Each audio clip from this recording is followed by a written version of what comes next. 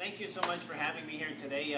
When I was asked to be here, I was very excited to be here simply because of where technology is going in First Nation communities and what needs to happen.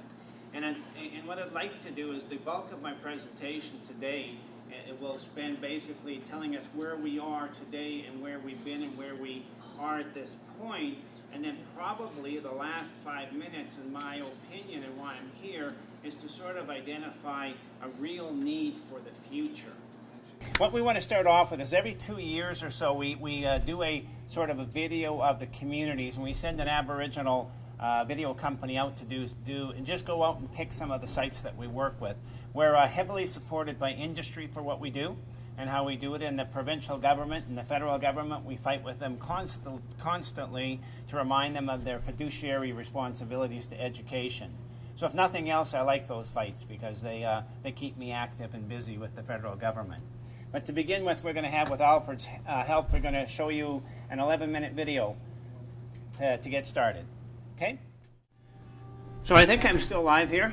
So that's just kind of sort of where we are currently, and it's always nice to see sort of what has happened in the past and how the program has evolved. Some of those students have already graduated that said they were going to graduate.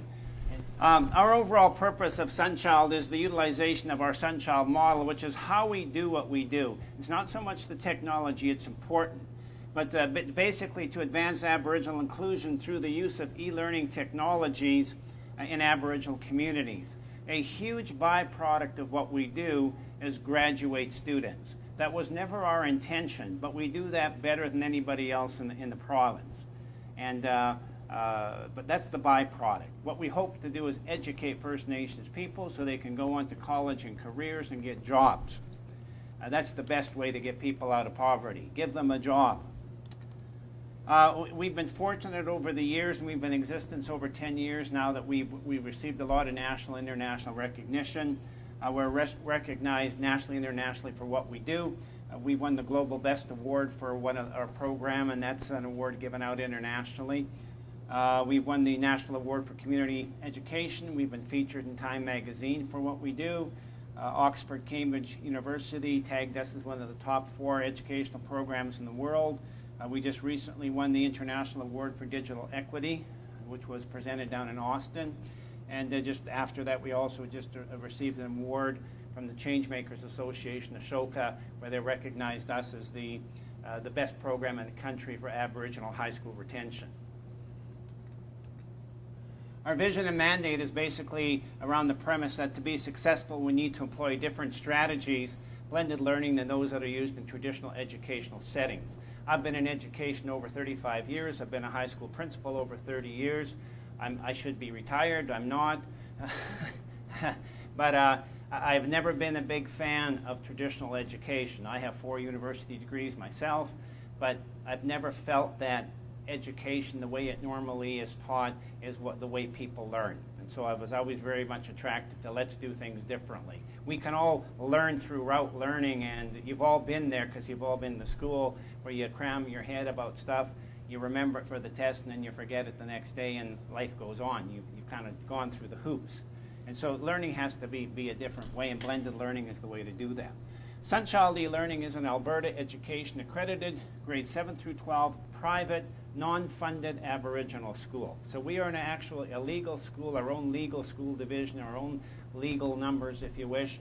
We are non-funded, and we choose to be non-funded. We could have never made the gains that we have made in our program if we took money from the provincial government. Even though we're eligible to as a private school, we've never taken a penny. As soon as you take the money from the government, there's strings attached to it, and they tell you you have to be like us. Well, why would I take your money? The whole purpose of what we're doing is so I don't have to be like you and be different. So that's kind of what we do. We're a non-for-profit corporation, which was essential in terms of our corporate support, because many of our corporate benefactors require that non-for-profit status. We're an online learning community dedicated to excellence in education. Our mandate is to provide high school education to all First Nation, Métis, and Inuit people, assisting towards post-secondary and industry training. We are in over 25 different reserves in Alberta and the Northwest Territories. We have sites up into Inuvik and up into the Arctic Circle, which is a whole different technological challenge for the people who have IT companies when you're up in there circumventing the North Pole, so to speak. The model is based on certified teachers using synchronous technologies to teach and interact with students. Our model is highly accountable. After 20-some years in the public system, the large city public systems, and coming out to First Nations, the first thing that attracted me or interested me was I met lots of wonderful, wonderful students, but there was no teacher in that school that I visited that would even be comparable to the teacher that I had in the public system in terms of what they knew and what they could put forth to the students. So the challenge was obviously, how can we ensure that we can get the best of the best instruction to people on First Nation reserves and remote communities? And that was how the program was established. And that's a very, very important point, because I'm going to come back to the very end of my conversation. We are not correspondence materials. We're not distance education or products that utilize these materials through a computer. We are synchronous, we're online, we are a live, breathing school that operates every day over the internet.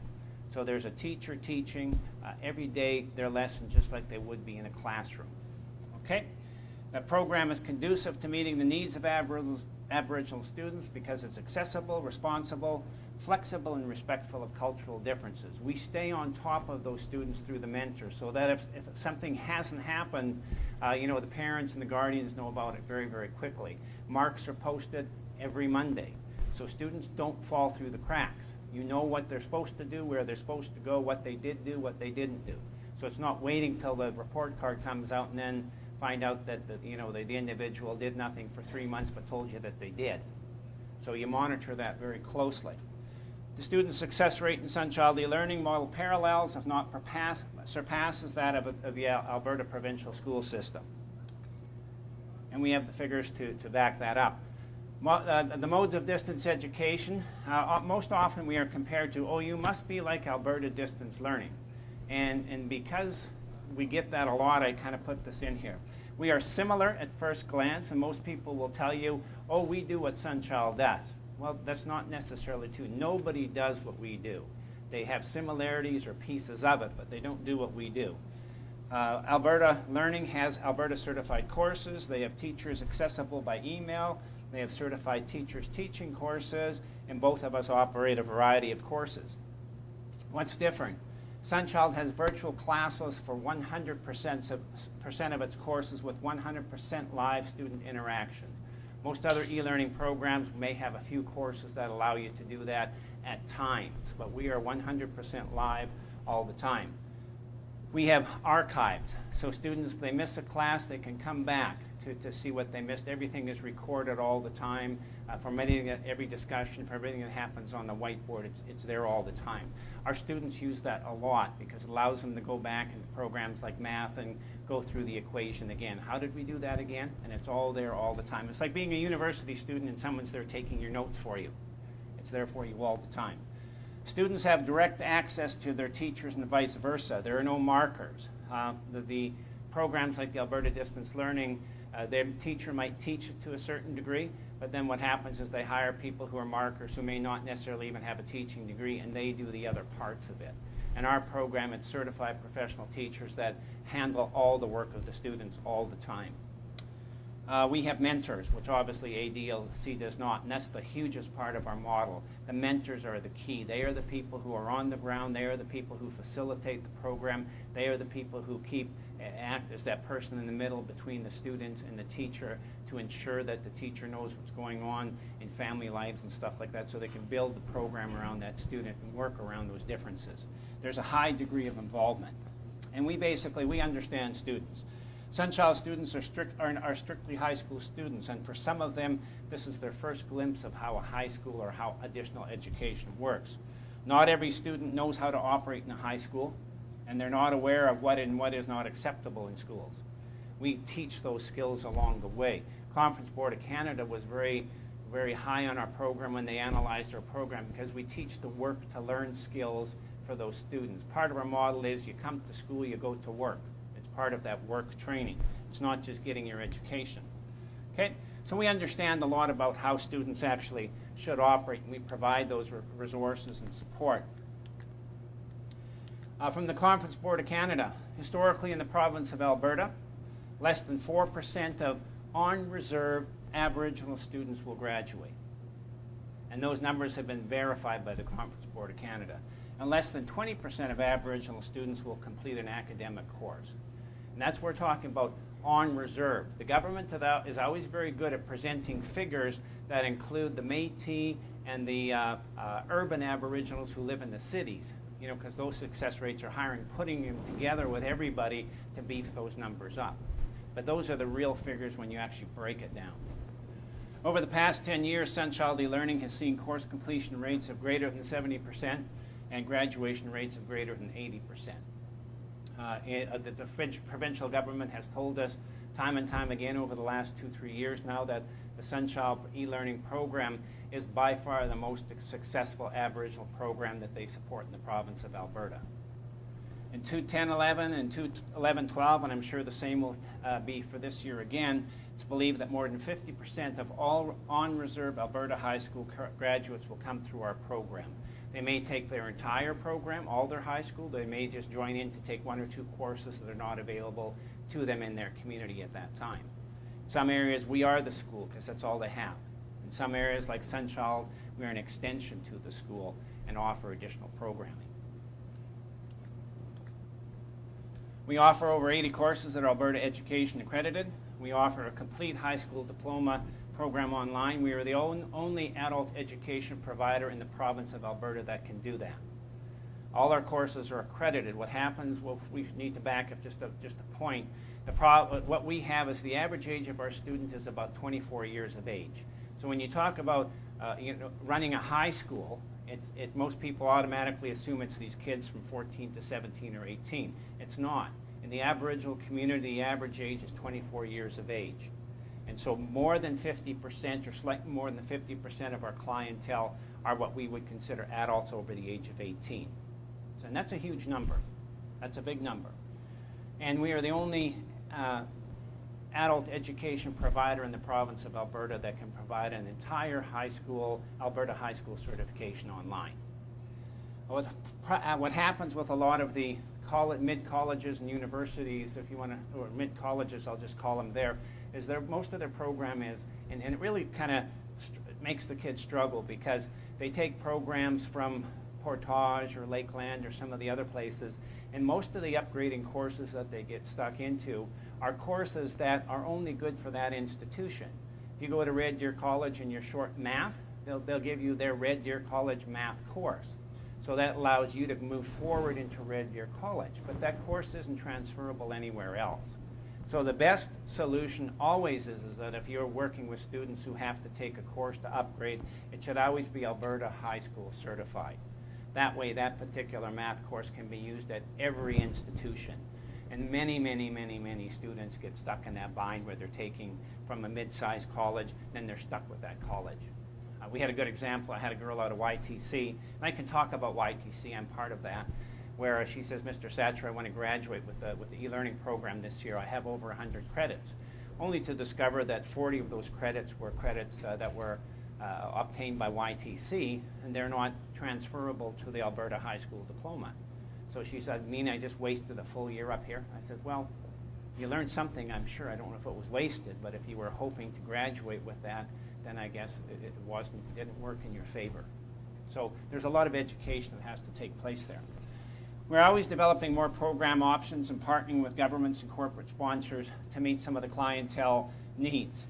We did introduce adult literacy and numeracy in 2008, and that's been very successful because we find a lot of students want to pop right into high school, but they're still in the sort of the junior high levels of math and literacy, so we have courses that kind of help them fill in the pieces that they need to get to where they need to be.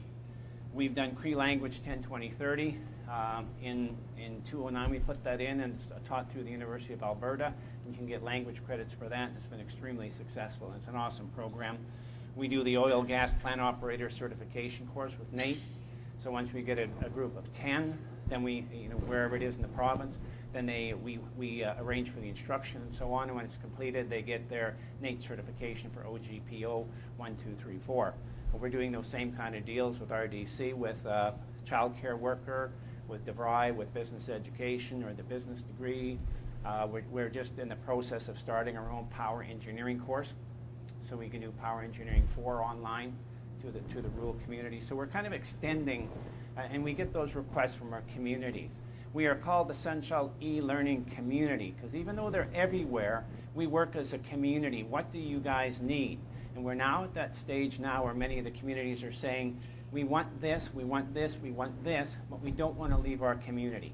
We want to stay here and get that. Okay? So we continue to grow. What we've discovered about using a blended model with marginalized clients, adult students are far more motivated to do the work required to meet provincial academic standards. Most high school age students find the academic rigor of the program extremely challenging, not the technology. We don't dumb down anything. Our teachers are extremely experienced. They are the ones who write diploma tests for the governments. They're the ones who write the textbooks for the science courses in Alberta Learning.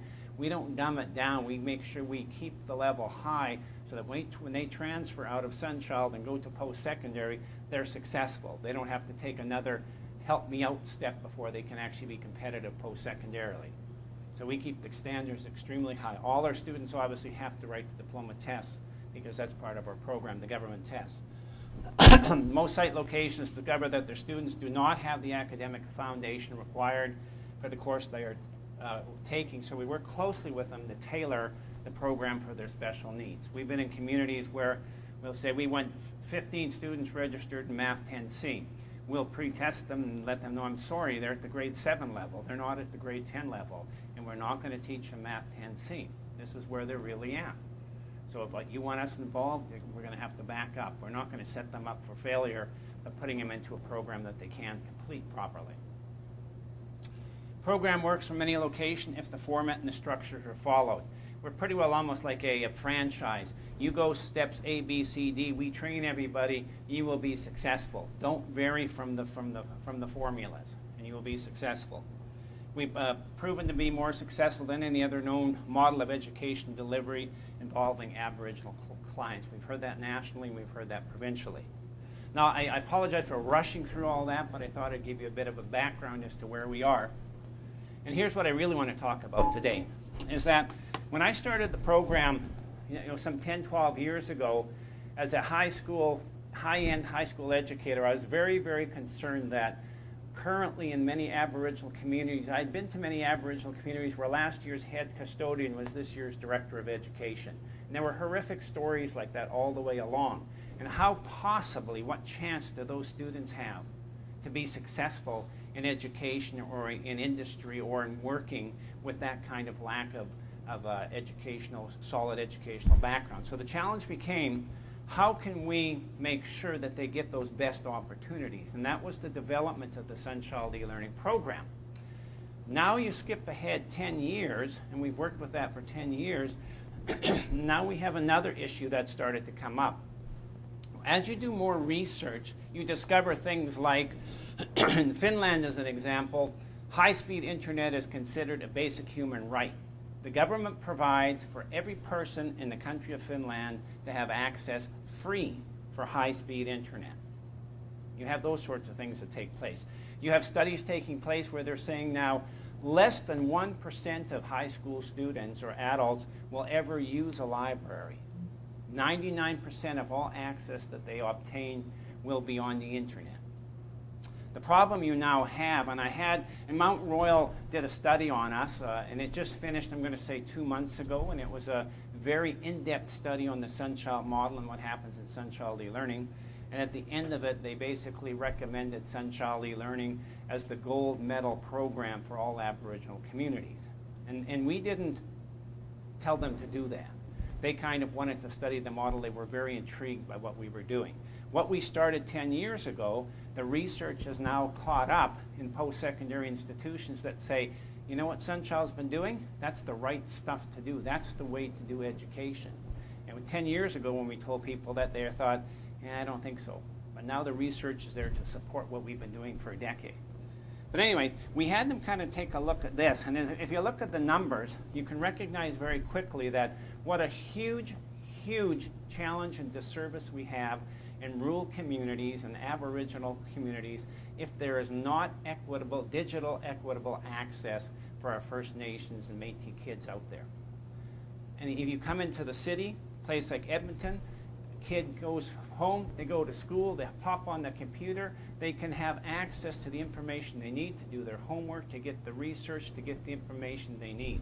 In most communities, the greater percentage of that community goes home, they have nothing. How are they ever going to possibly be able to maintain a standard or be equitable in terms of what's happening? And that just doesn't even take, that's not just basic education. That goes from business, that goes to other social opportunities. If the digital access isn't there in the community, you're third world. That is where everybody is accessing information. That is where most everything is based. And if you can't provide that at the local community, a huge, huge social disservice that is taking place. And that's been my mandate here for my passion for the last 6 months or so, is recognizing that, yes, we finally figured out a way to make the education better. But now we're in a situation that if we don't have the digital access out in those communities, there's a huge, huge disservice. So I hope there's going to be some kind of conversations as the day goes on, the next 2 days goes on, as how can we work to do that? Our chief and council, whenever I have to speak to chief and council, I tell them there should be somewhere in the community a facility that is open at least 12 hours a day, where community, where business, where students can come in, that if they choose to do more work and do more research, and if they choose to investigate business, they have the opportunity to do so. Without that kind of a facility, you've taken away the opportunity, and it's all about opportunity. The Sunchild program is the same. You don't have to join in and take our programming, but there's the opportunity to do it if that's what you decide to do. And every leader in every community should be responsible for ensuring that opportunity is there.